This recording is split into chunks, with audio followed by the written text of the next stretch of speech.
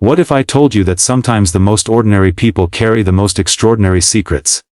A CEO once mocked a humble janitor saying, "If you can play Chopin, I'll respect you." Everyone laughed, until the janitor sat down at the piano, and what happened next left the entire room speechless. Stay with me till the end. Because this story will not only move your heart, but also change the way you see people forever. And before we begin, don't forget to like this video and subscribe to our channel Gentle Words, where stories touch the soul. In the shimmering glass tower of one of the city's most powerful corporations, a story unfolded that no one who witnessed it would ever forget. A story that began not with a boardroom decision or a multi-million-dollar deal but with a single careless laugh from the lips of a woman who believed that respect could only be commanded by wealth, power, and social status, and who never imagined that a man dressed in faded overalls, carrying a mop and bucket, could hold in his heart and hands a gift so profound it would shake her arrogance to its very core. The CEO, Eleanor Drake, was known throughout the business world as a woman of steel, coldly ambitious, brilliant in strategy, merciless in competition, and proud of her cultivated air of superiority. And one evening after a long day of meetings she stood in the grand hall of her company headquarters, where a gala fundraiser was being prepared, a space lined with marble floors, crystal chandeliers, and at its center a polished black grand piano brought in to provide a touch of class to the event. And as she oversaw the arrangements with her executive staff and a group of wealthy investors, her sharp eyes caught sight of Samuel, the janitor, pushing his mop quietly along the edges of the room, unnoticed by most, unacknowledged by nearly all.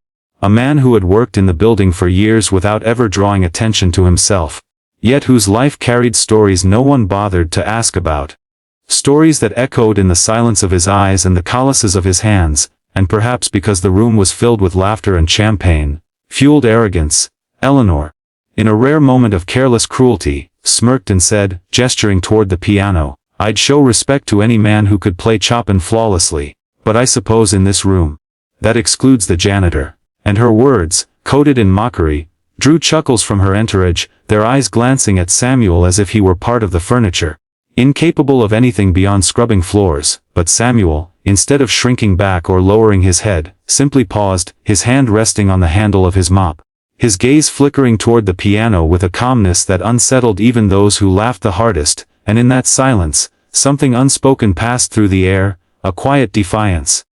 a dignity that did not need suits or titles to exist. And though Eleanor turned away quickly, as though her words had been nothing but a passing jest, fate had already begun weaving the moment that would undo her certainty and reveal truths she had long forgotten about the nature of respect, music, and humanity itself.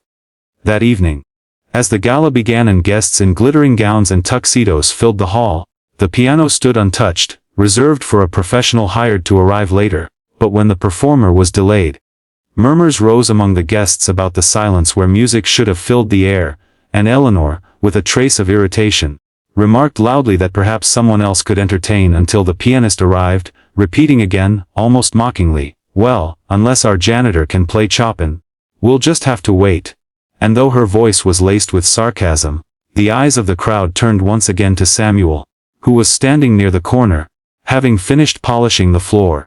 His shoulders slightly hunched as if trying to disappear, but within him a storm of memories began to stir, memories of a life long ago. Of a small house where music was not a luxury but the very breath of existence, where his mother, a piano teacher with gentle hands, had sat him on the bench as a child and taught him the works of the great composers, whispering that music was not about impressing others, but about speaking truths that words could never hold. And though life had stolen much from him, his family, his dreams, his chances, those lessons were never erased. They lay buried beneath years of silence and mopping floors, waiting, as if destiny itself knew this night would come, waiting to resurface and remind the world who Samuel truly was. The room grew restless, and in that charged moment, Samuel stepped forward slowly, his boots echoing softly against the marble, and with each step the laughter dimmed, the murmurs hushed, curiosity replacing mockery as he approached the piano, placed his mop gently against the wall, and lowered himself onto the velvet bench. His rough, calloused hands hovered uncertainly above the gleaming ivory keys for a breathless instant, as though asking permission from the instrument to awaken its voice. And then, with a deep inhale, Samuel began to play, not tentatively, not awkwardly, but with a power and grace that stunned every soul present. his fingers flowing across the keyboard like water over stones, weaving melodies that seemed to pull light from the air itself. And as the opening notes of Chopin's Ballade No. 1 filled the hall, the world outside ceased to exist, every conversation died mid-sentence, every glass of champagne froze in mid-air, and Eleanor herself felt her pulse quicken, her practiced mask slipping as wave after wave of music crashed over her, carrying emotions she had long buried, longing, regret, sorrow, hope, all rising within her chest as though Samuel's music were pulling truths from her heart she had denied for years. It was not just that he played Chopin, it was how he played, with a raw honesty that no professional perfection could imitate, as if each note carried the story of his life. The struggles of poverty, the nights of loneliness, the sacrifices made for others, the quiet dignity of labor unappreciated but essential, and the room, once filled with arrogance and shallow laughter, became a cathedral of silence, every soul suspended in awe, unable to look away. And Eleanor, who moments earlier had dismissed him as invisible, now felt her throat tighten and her eyes sting with tears she could not control, for in the music she heard not just brilliance but truth. And it pierced through the armor she had spent a lifetime building around her heart. Samuel played until the last notes faded into silence, and when his hands finally stilled, the room remained frozen, breathless, as if no one dared shatter the fragile beauty that still lingered in the air. And then, slowly, applause erupted, not the polite clapping reserved for background entertainment but thunderous, heartfelt applause that rose like a wave and crashed over Samuel, shaking the walls of the hall as people rose to their feet, their faces filled with admiration and respect, and Eleanor, unable to mask her trembling hands, found herself clapping too, though the sound of her own applause felt hollow compared to the storm of emotions raging within her. She had laughed at him, mocked him, denied his worth, and yet here he was, a man who had carried music in his soul while scrubbing her floors, a man whose gift could humble the proud and lift the broken-hearted. And in that moment, Eleanor realized that respect was not something to be demanded or bought, but something to be earned, something Samuel had commanded effortlessly without a single word. And though her pride urged her to dismiss the moment, her heart, still trembling from the echo of Chopin's notes, refused to let her look away. Slowly, she stepped forward, her heels clicking softly against the marble, the crowd parting to make way, and when she reached the piano, she looked down at Samuel with eyes that no longer held mockery but something deeper, something vulnerable, and though she struggled to form words, her voice low, almost breaking, she whispered, "I was wrong." And in that confession, small as it seemed, the walls she had built around herself began to crack, letting light seep in for the first time in years.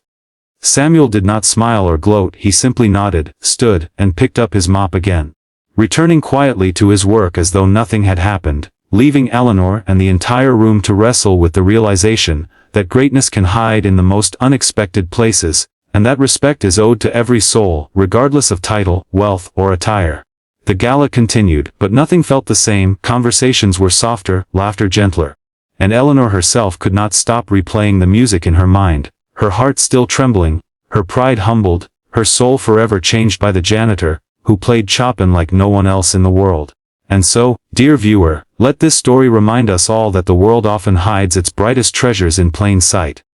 That the people we overlook may carry the power to touch our hearts in ways we cannot imagine. And if this story moved you even a little, please take a moment to like this video and subscribe to Gentle Words, because here, every story is a window into the extraordinary hidden within the ordinary.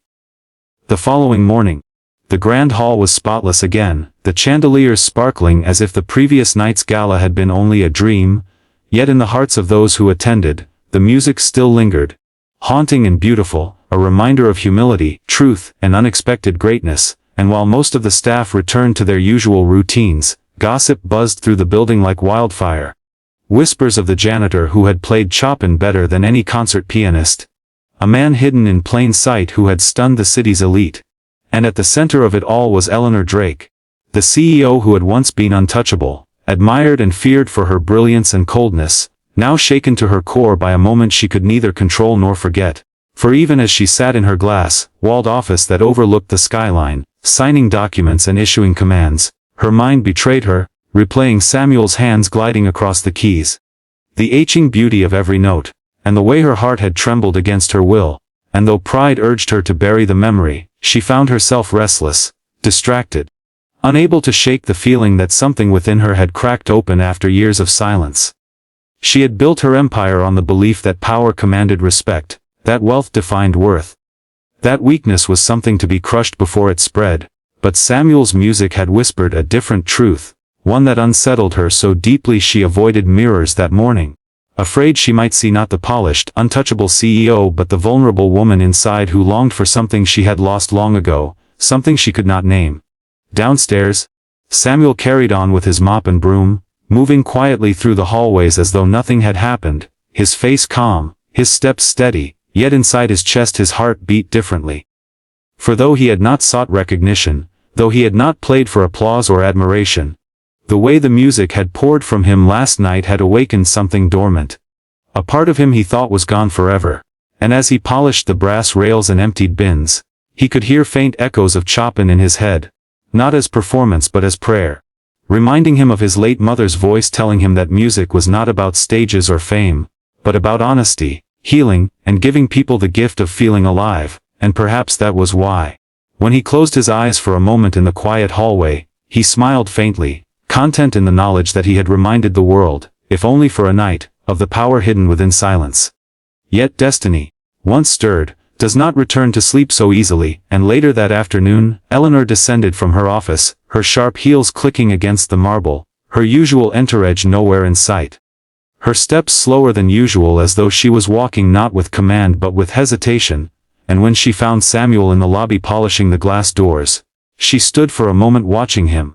her throat tightening with words she did not know how to form, for she had never apologized to anyone below her rank, never lowered herself to admit wrong, but the memory of her cruel laughter burned in her chest, colliding with the raw beauty of his music, and at last she spoke softly, her voice carrying none of its usual steel. "Mr. Samuel, I owe you respect." And Samuel paused, turned, and looked at her with steady eyes that held no anger, no triumph, only a quiet dignity that made her feel small, and he simply replied, "Respect is not owed, Ms. Drake, it is given when we see the truth in others."